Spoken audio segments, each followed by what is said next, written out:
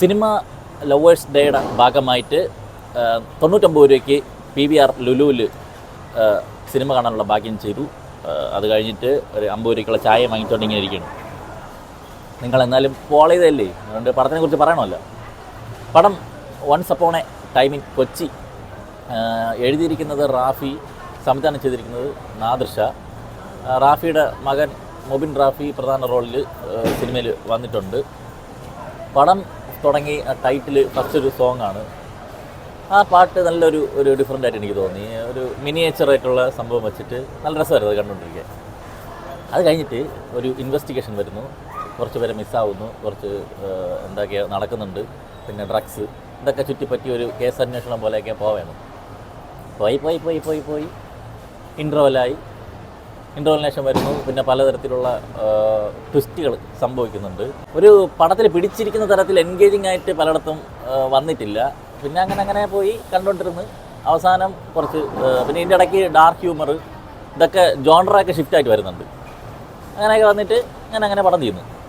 ഇടയ്ക്ക് കുറച്ച് thug comedy ഇടയ്ക്കിടയ്ക്ക് വരുന്നുണ്ട് കേട്ടോ. അതൊക്കെ അത്യാവശ്യം ഇടയ്ക്ക് ചിരിപ്പിച്ചിട്ടുണ്ടായിരുന്നു. അങ്ങനെ കണ്ടു തീർത്ത ഒരു സിനിമ, ഒരു പടം.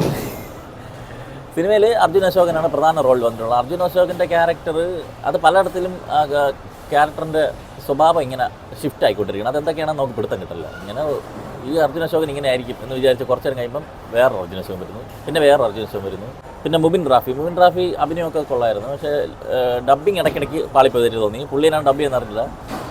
ഷൈൻ ടോം ചാക്കോ ഒന്നുമില്ല, വെറുതെ ഒരു കഥാപാത്രം. ദേവിക സഞ്ജയാണ് ഉടനീളം സിനിമയിലുണ്ട്, നായിക കഥാപാത്രം. ജോണി ആൻ്റണി ഉണ്ട്, അശ്വന്ത് ലാൽ, ഹൃദയത്തിലെ അശ്വന്ത് ലാൽ, ജാഫർ ഇടുക്കി വെറുതെ. പിന്നെ ബൈജു ഉടനീളം ഒരു റോൾ ചെയ്തിട്ടുണ്ട്. കോമഡി ഒന്നുമല്ല, സീരിയസ് ആയിട്ടുള്ള റോളാണ്.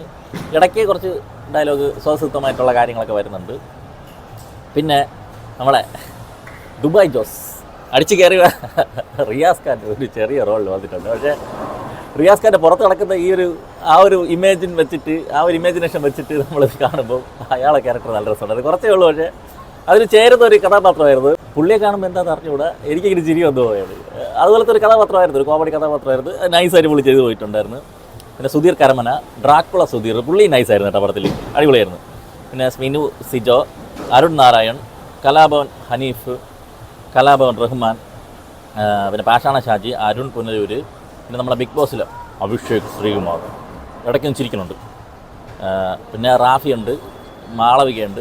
ബിഗ് ബോസിൽ തന്നെ പൂജ കൃഷ്ണൻ ഒരു ചെറിയൊരു റോൾ വന്നിട്ടുണ്ട്. പിന്നെ ഒരു അൺഎക്സ്പെക്റ്റഡ് ക്യാമിയോ ഉണ്ട്, ലവ് യു മുത്തേ, ഒരു സിറ്റി മുത്തേ, അങ്ങനെയൊക്കെ തന്നെ. സിനിമാറ്റോഗ്രാഫി ഇതിന് ഷാജി കുമാർ, പിന്നെ ദീപു എന്നൊരു പേരോട് ഞാൻ കണ്ടായിരുന്നു, എനിക്ക് അറിയില്ല, രണ്ടുപേര് ചേർന്നാണ്. ഷമീർ മുഹമ്മദിൻ്റെ എഡിറ്റിംഗ്, മ്യൂസിക് ഹെഷം അബ്ദുൾ വഹാബ്, ഹൃദയത്തിലേക്ക് തന്നെ മ്യൂസിക് ചെയ്ത ആളാണ്.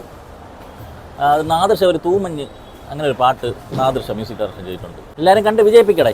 ഒരുപാട് കഥാപാത്രങ്ങൾക്ക് ഒരുപാട് പേർക്ക് അവസരം കൊടുത്തിട്ടുള്ള ഒരു സിനിമയാണ്. കാണൂ, മലയാള സിനിമയെ സംരക്ഷിക്കൂ. എന്തരാ വരട്ടെ.